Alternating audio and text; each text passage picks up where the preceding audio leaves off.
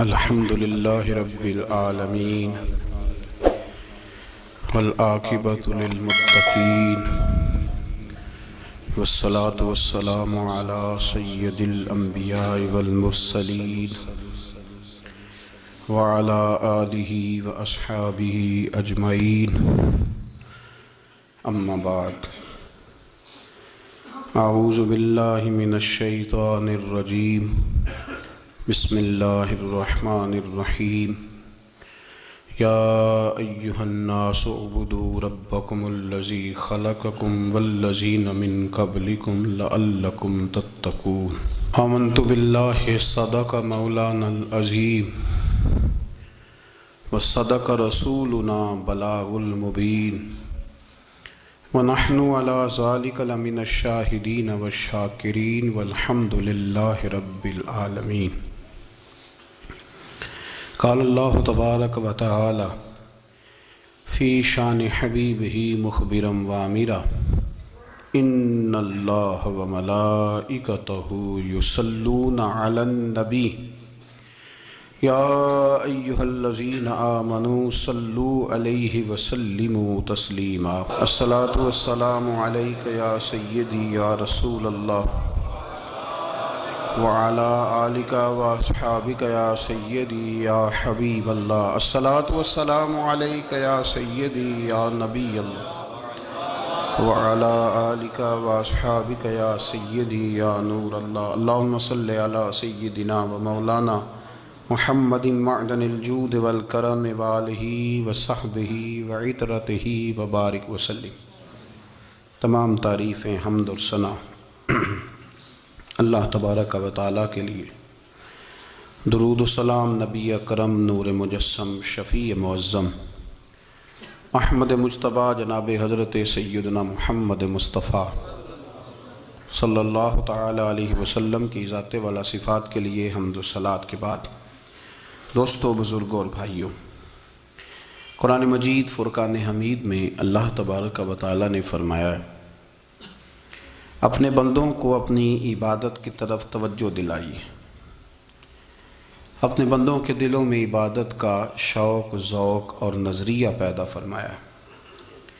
فرمایا یا ایھا الناس اعبدوا ربکم الذی خلقکم، اے ایمان والو، اے لوگو، اپنے اس رب کی عبادت کرو جس نے تمہیں پیدا کیا ہے، والذین من قبلکم، اور ان لوگوں کو بھی پیدا کیا ہے جو تم سے پہلے تھے۔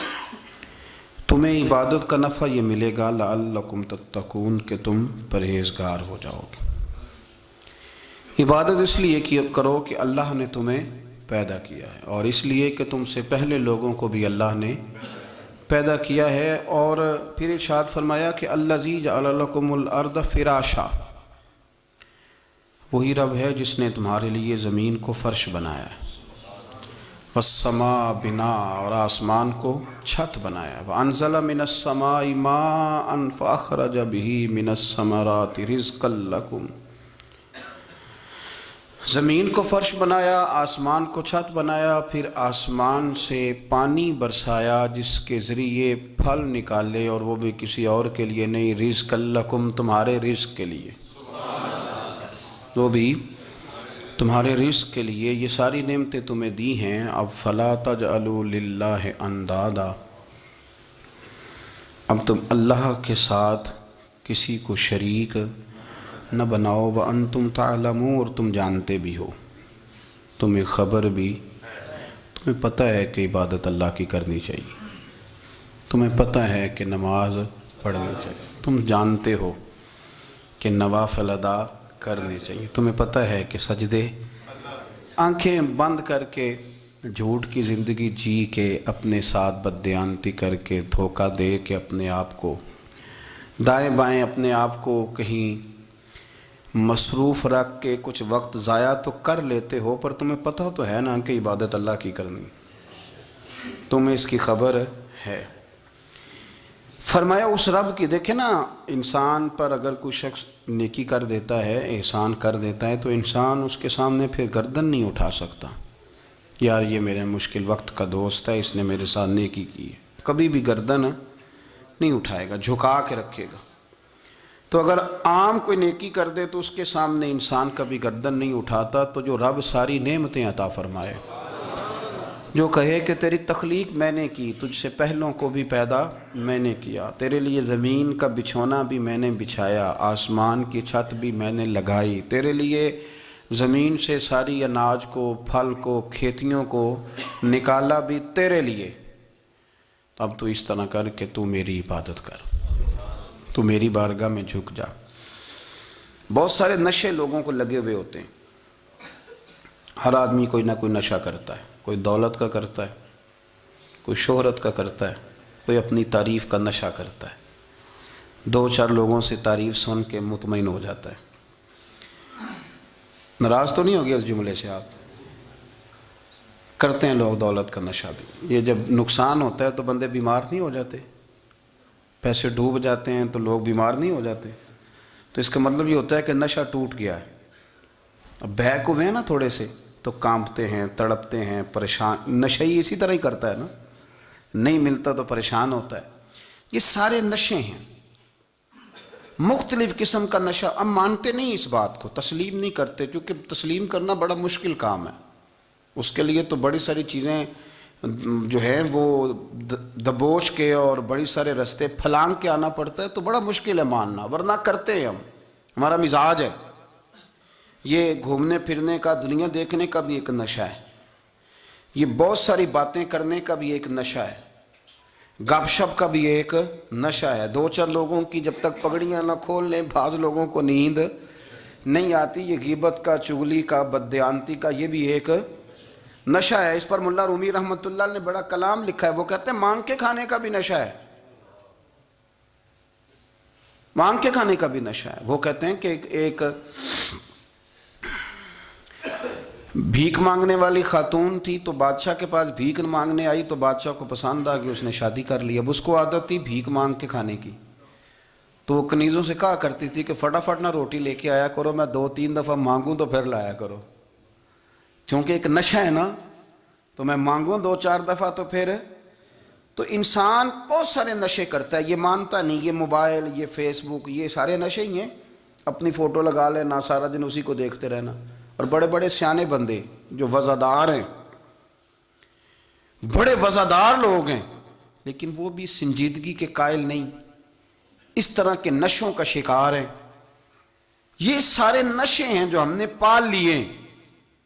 ہمارے صوفیاء، ہمارے بزرگ فرماتے ہیں کہ تم اس طرح کرو، اگر سارے نشوں سے بچنا چاہتے ہو تو سجدے کا نشہ شروع کرو، سجدے کا نشہ شروع کرو۔ یہ نا اقبال کہتے ہیں، ہو عطار ہو، رومی ہو، رازی، آپ بات کو سمجھیں، عطار ہو، رومی ہو، رازی ہو، غزالی ہو، کچھ ہاتھ نہیں آتا بے آہ سحر گاہی۔ کہتے ہیں بہت بڑا صوفی ہو جیسے فرید الدین عطار تھے، بہت بڑا تصوف کا امام ہو جیسے امام غزالی تھے، بہت بڑا تفسیر کا استاد ہو جیسے امام رازی ہو، عطار ہو، رومی ہو، رازی ہو، غزالی ہو، پر کچھ ہاتھ نہیں آتا بے آہ سحر گاہی۔ اگر سویرے اٹھ کے روتا نہیں نا اللہ کی بارگاہ میں، اگر تہجد نہیں نہ پڑھتا، تو کچھ ہاتھ نہیں آتا بے آہ سحر گاہی۔ پھر اس کو کوئی چیز نصیب، میری بات کی سمجھ آ رہی ہے آپ حضرات؟ جب تک آپ سویرے نہیں اٹھتے، آپ اللہ اللہ نہیں کرتے، آپ کو نوافل کا چسکا نہیں، عبادت کا مزہ نہیں، فرمایا میری عبادت کرو، یہ شوق پیدا کرو، میں نے تمہیں پیدا کیا ہے۔ ہم لوگوں کے نشے، مختلف نشے، بڑا عجیب رنگ ہے۔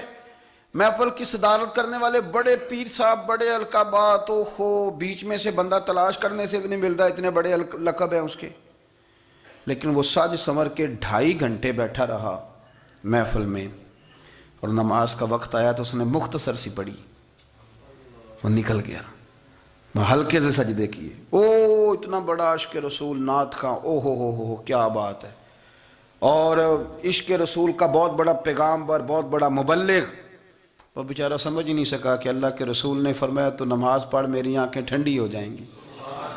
تو یہ نشے کے عادی تو ہیں پر حقیقت کے قائل نہیں ہیں۔ یہ بس ٹھیک ہے، خوابوں کی دنیا میں لوگ زندہ ہیں، پر جن کو یہ جو نشہ تھا نا عبادت کا، یہ میرے رسول پاک کی چاہت ہے، یہ میرے نبی کریم علیہ السلام کی، آپ دیکھیں نا حضور مہینوں مہینوں جا کے غار حرا میں بیٹھتے تھے.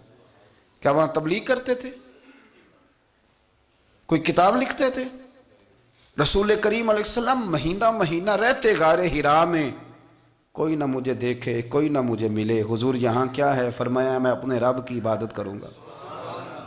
نبی کریم علیہ السلام نے سجدوں کے ساتھ پتھروں اور پہاڑوں کو آباد کر دیا، سجدوں کے ساتھ.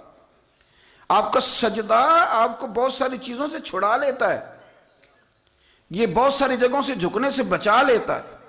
صوفیاء اولیاء یہ کیا کرتے تھے؟ یہ سجدے کا ذوق ہی تو پیدا کرتے تھے. سجدے کا ذوق. شاہ عبدالعزیز دباغ رحمۃ اللہ تعالی علیہ اپنے مریدوں سے فرمایا کرتے تھے کہ اگر تم پکے نمازی بن جاؤ نا، تہجد گزار ہو جاؤ، تو میرے پاس آنا جانا چھوڑ دینا. عرض کی حضور کیوں؟ فرمایا میں تمہارے اور رب رسول کے راستے میں رکاوٹ نہیں بننا چاہتا، اور میرا مقصود ہے تمہیں وہاں تک پہنچانا. جب پہنچ گئے تو پھر میری ضرورت ختم ہو گئی. ہاں کبھی وسوس آئے، شک پیدا ہو، تکلیف ہو تو آنا، ورنہ میں نہیں چاہتا کہ میں رکاوٹ بنا رہوں. تم اللہ اللہ کرو، اس مالک کو راضی کرو. میرے رسول پاک علیہ وسلم نے فرمایا بندہ اللہ کے سب سے قریب اس وقت ہوتا ہے جب وہ سجدے کی حالت میں ہوتا ہے. کس کے قریب ہوتا ہے؟ اللہ کے سب سے قریب ہوتا ہے. وہ بڑا نیڑے ہے رب کے، بڑا قریب ہے، اس لیے کہ وہ حالت سجدہ میں. وہ جب سجدے کرتا ہے نا، اس کی بارگاہ میں جب جھک جاتا ہے. آپ ذرا سجدے کی کیفیت دیکھیں نا، زبان بھی یہاں ہے، آنکھ بھی یہاں ہے، کان بھی، عقل بھی ساری، اس نے سارا کچھ رکھ دیا سجدے میں. آپ وہ کبھی پیچھے جائیں تو دیہاتوں میں کہا جاتا تھا ناک سے نکیریں نکالو. بہت بڑی سزا ہوتی تھی نا، ناک سے نکیریں نکالو، بڑی سزا ہوتی تھی. تو اس نے کہا مالک مجھے کسی نے کہا نہیں، پر دیکھنا میں نے رکھ دی ساری عقل سجدے میں، اور رکھ کے کہا کیا؟ سبحان ربی یا اللہ، اللہ میں پست ہوں تو اعلیٰ ہے، اللہ تو میرا رب ہے اور تو سب سے اعلیٰ. اتنا. اور فرمایا جب یہ اس کیفیت میں ہوتا ہے تو پھر یہ اپنے رب کے قریب ہوتا ہے. کثرت عبادت، نوافل. ہمارے ہاں عمرے کی قرآن اندازی محفلوں پہ ہونے لگ گئی ہے، حالانکہ حدیث سے ثابت نہیں. میں دوستوں سے کہتا ہوں جائز ہے، کرنی چاہیے. عمرے کی قرآن اندازی جائز ہے، پر کسی حدیث میں نہیں آئی کہ قرآن اندازی کرو عمرہ کرو. حدیث میں قرآن اندازی یہ آئی ہے کہ نبی پاک علیہ السلام نے فرمایا تمہیں پتہ چل جائے نا پہلی صف کا ثواب کتنا ہے، تم قرآن اندازی کرو. عمرے کی قرآن اندازی کا تو پوسٹر چھپتا ہے، تو یہ والی قرآن اندازی کب ہونی ہے؟ ہونی چاہیے کہ نہیں؟ حضور نے فرمایا تمہیں پتہ چلے کہ اس کا ثواب کتنا، تو تم قرآن اندازی کرو، تم قرآن ڈالو. جب آپ نماز پڑھ رہے ہوتے ہیں، جب آپ کا مصلی آباد ہوتا ہے. صلاح الدین ایوبی ایک بزرگ سے ملاقات ہو گئی، بیت المقدس پر قبضہ تھا عیسائیوں کا. تو صلاح الدین بڑے پریشان تھے. بابا جی کہنے لگے پتر کیا ہوا؟ کہنے لگے حضور پتہ چلا ہے دشمن کے 2 بحری بیڑے اسلحہ لے کے آ رہے ہیں. مسلمان پہلے ہی کمزور ہیں، اور اب اگر 2 بحری بیڑے اور آ گئے تو حضور مسئلہ بن جائے گا. تو میں پریشان ہوں کہ کس طرح یہ کم مسئلے والی ہماری فوج ہے کیسے مقابلہ کرے گی. تو بابا جی کہنے لگے پتر اس طرح کرنا، آج رات تو بھی دعا کرنا اور میں بھی کروں گا. تو بھی دعا کرنا، آپ ناراض نہ ہونا. ہم تو پیروں والے ہیں، ہم تو پیروں کے نوکر غلام ہیں، ہمارا تو گزارا ہی نہیں، ہمیں تو ملتا ہے سارا کچھ وہاں سے. پر میرا سوال یہ ہے کہ تعویذ لینے جاتے ہو نفل کیوں نہیں پڑھتے؟ رات اللہ اللہ کیوں نہیں کرتے؟ یہ بھی تو ہمارے بزرگوں کا ہی طریقہ ہے، انہوں نے تو ہمیں سکھایا ہے. صلاح الدین ایوبی سے بزرگوں نے کہا کہ رات آج نا اللہ اللہ کرنا، تو میں تیرے لیے دعا کروں گا، تو بھی دعا کرنا. تو بندہ جب دکھی ہوتا ہے تو سجدہ کرتا ہے، تو پھر ہی تو مصلی بھیگ جاتا ہے، پھر ہی تو مزہ آتا ہے. سکھی بندہ تو کعبے جا کے نہیں روتا. دکھی تھے، تکلیف تھی، تو سر رکھا سجدے میں تو تڑپ گئے.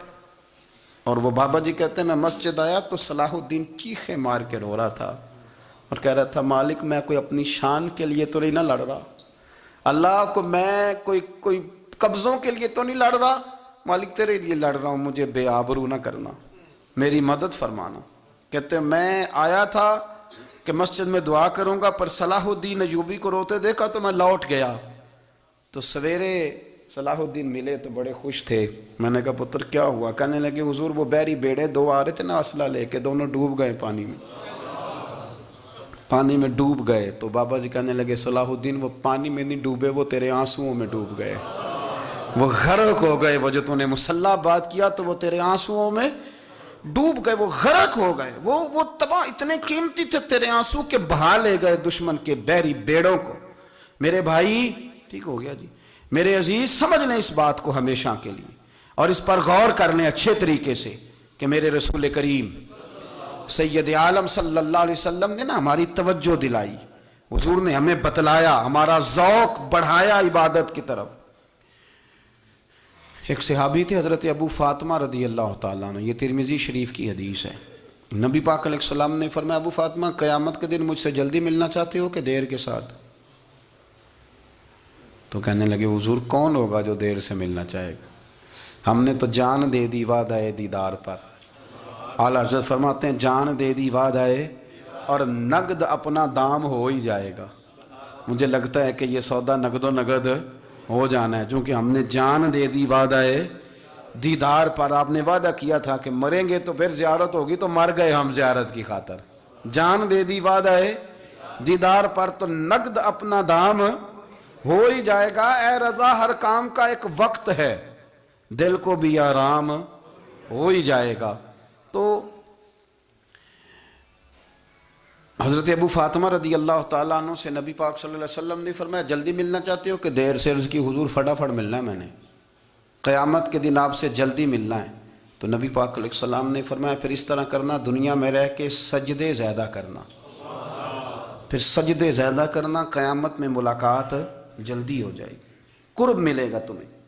اپنے بچوں کے اندر دیکھیں نا، ہم شوق پیدا کرتے ہیں، ہمیں صحیح لفظ نہیں بولنے آتے پر ہم بچوں میں شوق پیدا کرتے ہیں کہ پتر ڈاکٹر بن جائے گا تو بڑا نفع کرے گا، تو لوگوں کی خدمت کرے گا، ملک و ملت کی خدمت کرے گا، تیرے ابا کا نام روشن ہوگا، تیرے دادا کی تعریفیں ہوں گی۔ ہم یہ ذوق پیدا کرتے ہیں۔ ہم اپنے نوجوانوں کے اندر یہ فکر پیدا کرتے ہیں، انہیں ہم سمجھاتے ہیں کہ میاں جب تم پڑھو گے، محنت کرو گے تو فلاں آدمی کی طرح تمہارا نام ہوگا۔ یہ جتنا ذوق ہم بچوں کے اندر ان چیزوں کا پیدا کرتے، ہمیں حکم ہے کسی طرح ہم ذوق پیدا کریں کہ پتر نماز پڑھے گا تو اللہ راضی ہو جائے گا، تو سجدہ کرے گا۔ دیکھیں نا میرے رسول کریم علیہ السلام نے فرمایا 7 سال کے بچے کو مسجد لے کے جاؤ، یعنی اسے شوق دلاؤ، اس کے اندر یہ خاصیت پیدا کرو کہ اس کا دل کرے مسجد میں جانے کا، اس کے اندر یہ خصوصیات لاؤ کہ وہ ہمارے ہاں نا ہر چیز کو پرموٹ کیا جا رہا ہے، ہر چیز کو، یعنی سر سنگیت سکھانے کے لیے اکیڈمیاں بن گئی ہیں، ہر شے پرموٹ ہو رہی ہے، عبادت کا جذبہ کم ہوتا جا رہا ہے، اللہ کا ذوق ہمارے اندر نہیں رہا۔ اور اتنا مشکل ہم نے اپنے لیے بنا لیا ہے کہ وہ بندہ جو بڑی زبردست مذہبی گفتگو کر رہا تھا اور تگڑی بات کر رہا تھا، کیا بات ہے، لیکن نماز کے بارے میں کمزوری دکھا جاتا ہے، نوافل کے بارے میں وہ چپکے سے نکل جاتا ہے۔ امام احمد بن حنبل رحمۃ اللہ تعالیٰ علیہ، مسند امام احمد بن حنبل 14 جلدوں میں ہے مارکیٹ میں، اور مجھے تو خیر پسند ہی بڑی ہے، میں نے تو کئی دفعہ پڑھی ہے۔ اور کیا بات ہے امام احمد بن حنبل کی، کیسے تگڑے قسم کے محدث تھے، اور اللہ نے کتنا انہیں اعزاز عطا فرمایا ہوا تھا۔ یہ کوڑے بھی کھاتے تھے دین کی خاطر، سارا کرتا لہو سے بھر بھی جایا کرتا تھا، بڑا اعزاز والا شخص تھے، بڑے اعزاز والے، حدیثیں جمع کرنا، حدیثیں لکھنا، حدیث پڑھانا، سارا دن رہتے تھے۔ کہہ سکتے تھے کہ میں کر تو رہا ہوں کام، اور حدیث بھی موجود ہے کہ عالم عابد سے افضل ہوتا ہے، پر اس کے باوجود امام احمد بن حنبل رحمۃ اللہ علیہ 300 نفل فرض نمازوں کے علاوہ پڑھا کرتے تھے، 300 نوافل روز پڑھا کرتے تھے۔ ان کے بیٹے نے کہا ابا جی مکان خریدنا ہے تو کوئی جگہ کہاں کر کے لوں، بہت ساری آبادیاں، تو فرمایا پتر وہاں لینا جہاں مسجد قریب ہو۔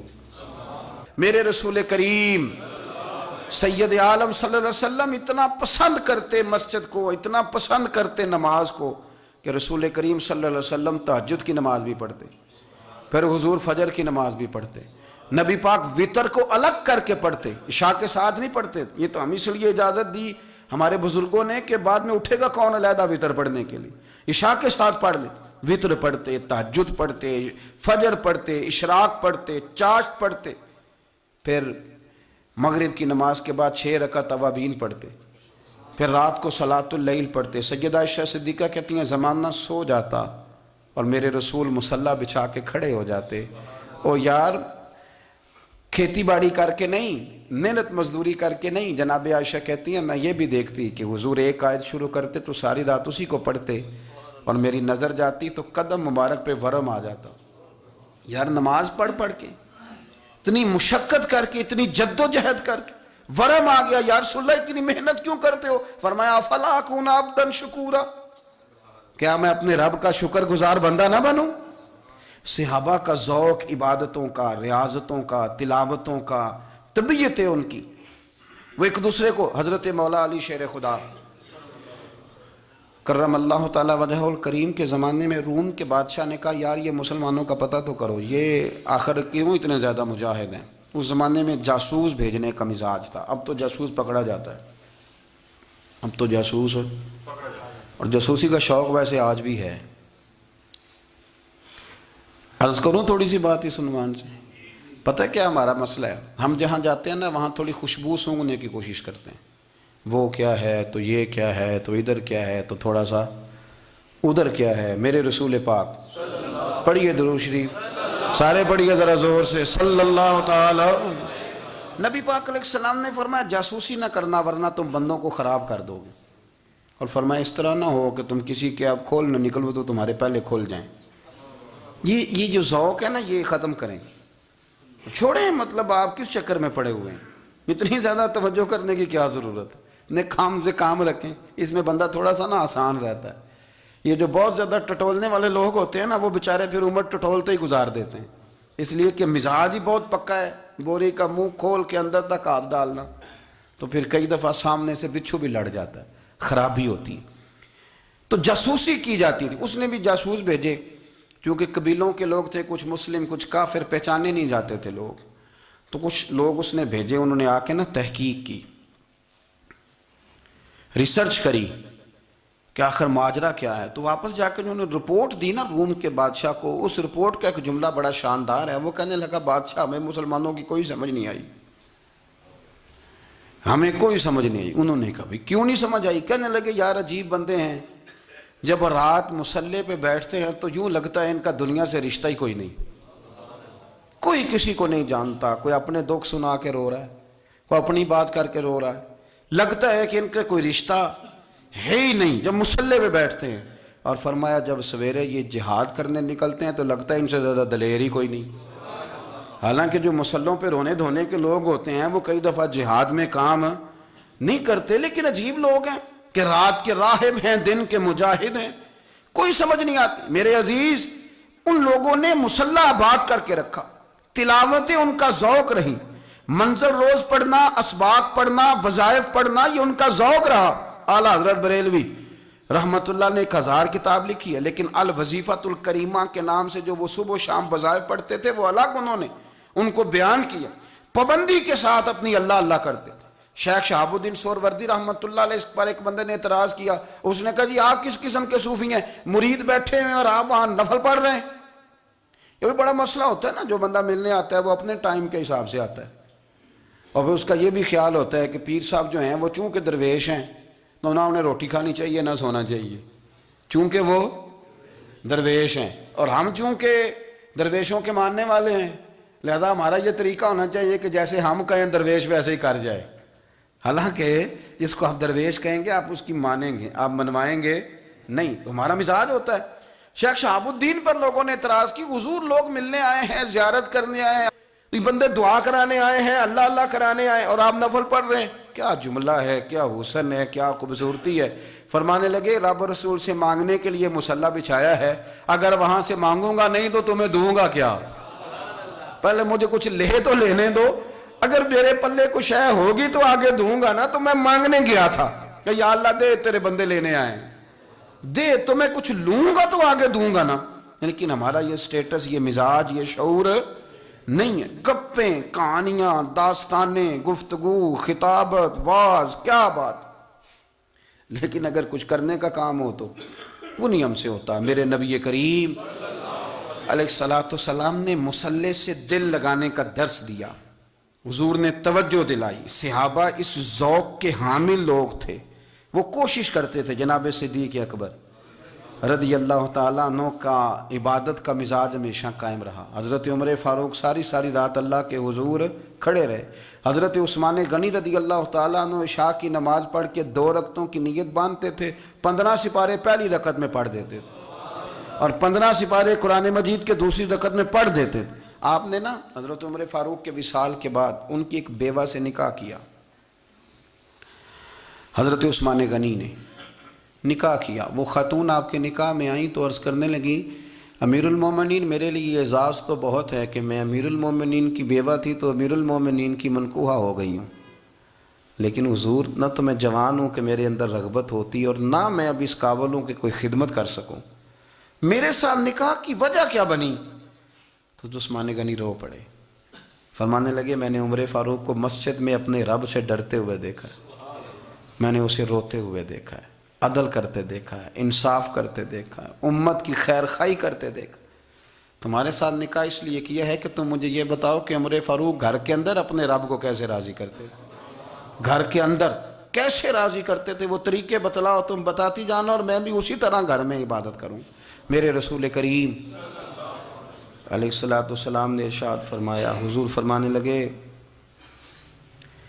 جس گھر میں اللہ کا ذکر ہوتا ہے وہ گھر زندوں کا ہے، اور جس گھر میں رب کریم کا ذکر نہیں ہوتا وہ گھر زندوں کا نہیں ہے۔ گھر نا ہم نا کتابوں میں پڑھتے ہیں کہ ایک بزرگ کہتے ہیں، حضرت فضیل بن عیاض کہتے ہیں کہ میں ایک گلی سے گزر رہا تھا تو گھر کے اندر کسی قاری صاحب نے قرآن کی آیت پڑھ دی، وَلِمَنْ خَافَ مَقَامَ رَبِّهِ جَنَّتَانِ، میں میرے کانوں سے ٹکرائی تو اللہ نے میری کایا ہی پلٹ دی، میں توبہ کر گیا۔ اب گھر کے اندر سے آواز آئے تو صحیح نہ تلاوت کی، پر اندر سے آواز آتی نہیں، یا ڈیک بجنے کی آواز آتی ہے، یا ٹی وی چلنے کی آواز آتی ہے، یا دھوم مچانے کی آواز آتی ہے۔ عبادت کا وہ جو خاص شوق تھا، وہ جو حسن تھا، وہ جو توانائی تھی، وہ جو بات تھی۔ ایک جگہ پہ ہم بیٹھے تھے تو وہاں ایک صاحب آئے اور انہوں نے آتے ہی کہا کہ مہربانی کریں ذرا مجھے مصلی دے دیں، میرے نہ کچھ نفل رہ گئے، تو میں نے وضو کر لیا تو کوئی مصلی مل جائے۔ مصلی انہیں دے دیا گیا، وہ مصلی لے کے چلے گئے تو پیچھے ایک صاحب نے تبصرہ کیا، کہنے نے کتنا ریاکار بندہ ہے، لوگوں کو دکھا رہا ہے کہ میں نفل پڑھتا ہوں، ہے کوئی بات کرنے والی؟ میں نے اسے کہا تو مہربانی کرنا، اس طرح کی ریاکاری تو بھی کر، پکڑ مصلی اور جا تو بھی تھوڑی ریاکاری کر کے آ، اٹھ ذرا، شکر کر کوئی یہ ریاکار بھی ملا ہے، کوئی نفل پڑھ کے ریاکاری کر رہا ہے۔ اللہ کا میں کہتا ہوں کو پڑھے تو صحیح نہیں، یہ کوئی دور ہے نفل پڑھنے کا؟ اس میں تو لوگوں کا مزاج ہی نہیں، طبیعت ہی نہیں۔ میں نے کہا چل مہربانی کر یہ لے مصلی اور تو بھی جا تھوڑی سی، یا کر یا ریاکاری کرو تو صحیح نا، مزاج ہی نہیں، ذوق۔ جمعے کی نماز پڑھ کے یوں دنیا بھاگتی ہے، او ہو پتہ نہیں کون سی پیچھے آگ تھی جو بجھائی جائے گی، اور آج تک لوگ مسئلہ پوچھ رہے ہیں کہ جمعے کی بعد والی سنتیں کتنی ہوتی ہیں۔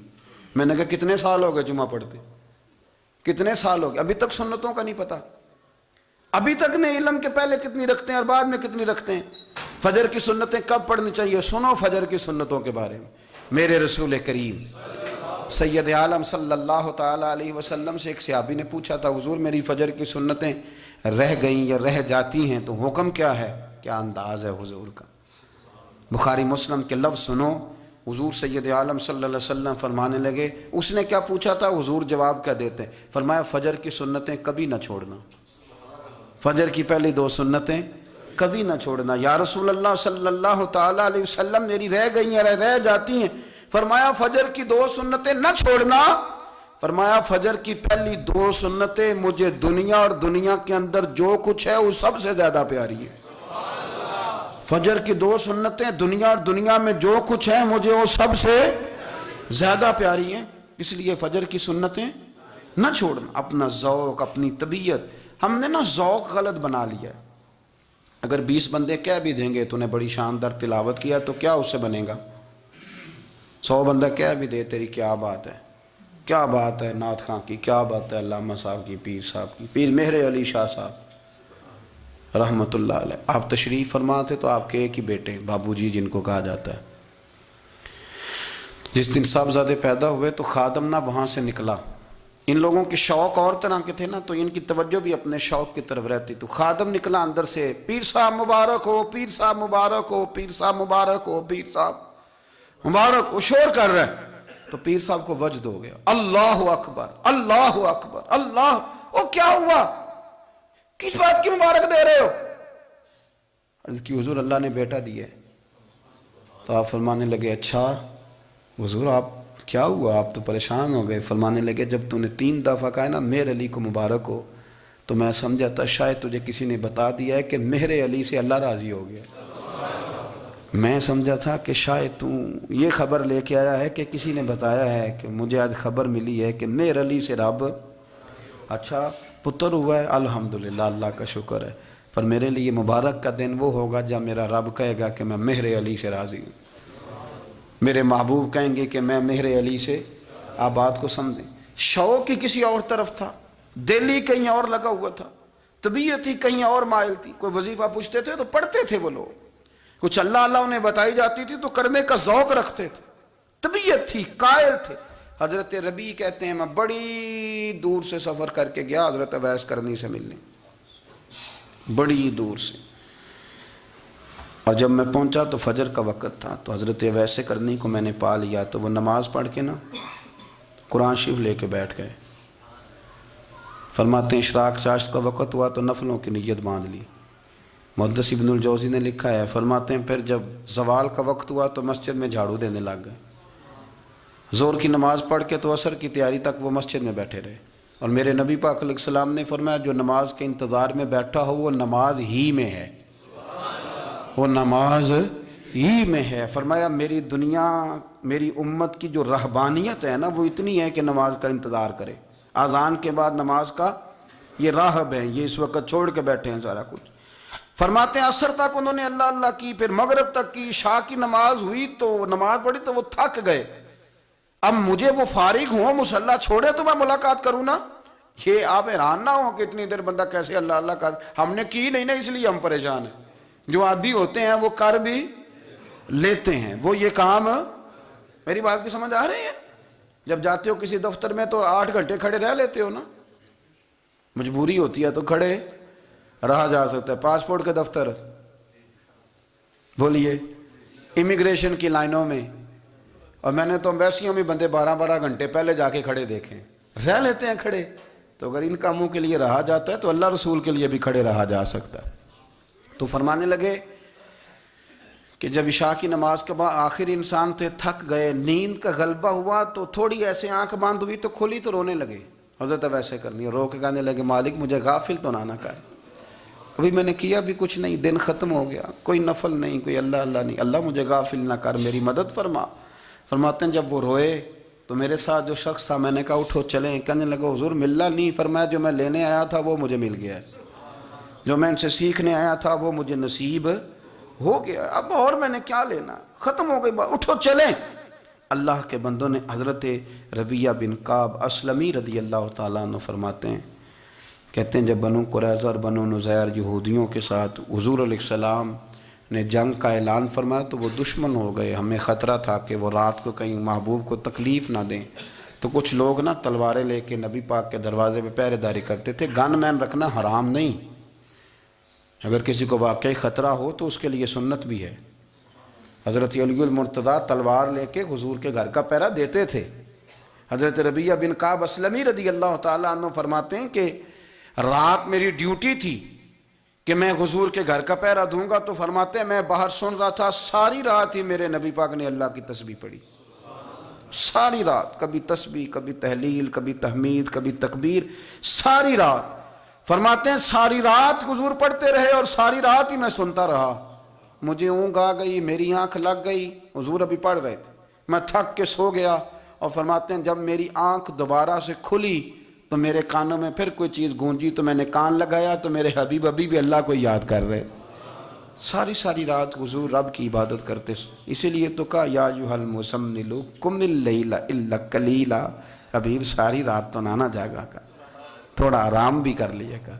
میرے بھائی اپنا مصلی، اپنی عبادات، اپنے وظائف اللہ اللہ جو آپ نے کسی سے سیکھی ہے اس کو کبھی کمزور نہ ہونے دیں۔ شجرہ شریف جو کسی بزرگ سے آپ لے لیتے ہیں تو کیا رسم ہے کوئی؟ اس پہ کچھ لکھا ہوتا ہے، وہ پڑھنے کے لیے دیا جاتا ہے، اس پہ لکھا ہوتا ہے کہ یہ اللہ اللہ آپ نے کرنی ہے۔ ساری زندگی کسی اسکول میں داخل ہو گئے اور وہاں جا کے آپ نصاب ہی نہ پڑھیں، کتاب ہی نہ کھولیں تو پاس ہو جائیں گے؟ وہ کہتے ہیں میں 20 سال جاتا رہا ملا کچھ نہیں، تو آپ نے لیا کیا ہے؟ ایک اتنی سی کتاب تھی، اس کو تو کھول کے آپ دیکھ نہیں سکے، اس کے وظائف تک تو رسائی نہ ہوئی، اس لیے کہ اللہ اللہ کرنا مشکل ہے اور تصویر کھنچانا یہ آسان کام ہے۔ تو جو آسان ہے اس طرف ہماری توجہ لگی رہتی ہے اور جو مشکل ہے اس طرف ہم ذوق پیدا نہیں کرتے۔ یا ایھا الناس اعبدوا ربکم الذی خلقکم والذین من قبلکم لعلکم تتقون، اے لوگو اس رب کی عبادت کرو جس نے تمہیں پیدا کیا اور تم سے پہلوں کو پیدا کیا، اس لیے عبادت کرو کہ تم پرہیزگار ہو جاؤ گے۔ مالک سمجھنے کی توفیق عطا فرمائے۔